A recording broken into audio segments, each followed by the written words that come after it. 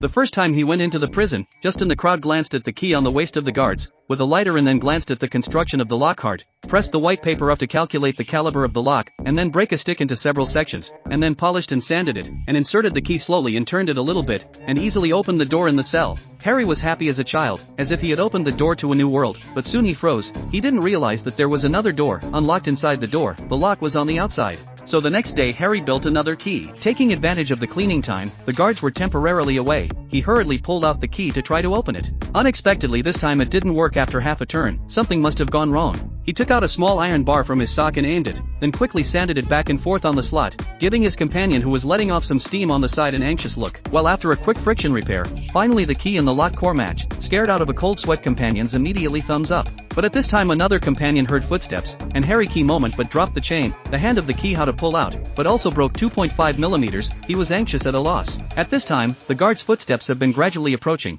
Two companions advised him to seize the time, but the inside of the wood shavings will be exposed without picking out. At the critical moment, behind the cellmate Snow threw a fruit knife, so in the end the wood shavings gouge out. The guard came up, straightened his back and bent it slowly again, panted and glanced towards the cell, then puffed out his big belly and left at a leisurely pace. Harry walked back immediately and swung his fist towards the lock of the door and hammered hard. The snapping sound traveled throughout the passage, but the lock would not go in. In the evening the warder came back to lock the door and found that the lock had actually popped out. After looking round he broke the lock, thinking it was broken. Inside the cell Harry anxiously raised his head and pricked up his ears, fearing that the guards could not twist the door, and noticed his premeditation. But fortunately the guards successfully locked the door. He let go of his heart and let out a long breath, secretly pleased with himself. With the breakthrough of the two doors, the three decided to cooperate to build the key to the whole prison. In order to solve the door from the outside to open the difficult problem, Harry endured the pain, brought the broom that you're riding the fly, compared the distance from the window to the door, after measuring, but unfortunately, the difference is 2.5 millimeters. So he took advantage of the labor time, secretly in the prison carpentry shop, to make a plank,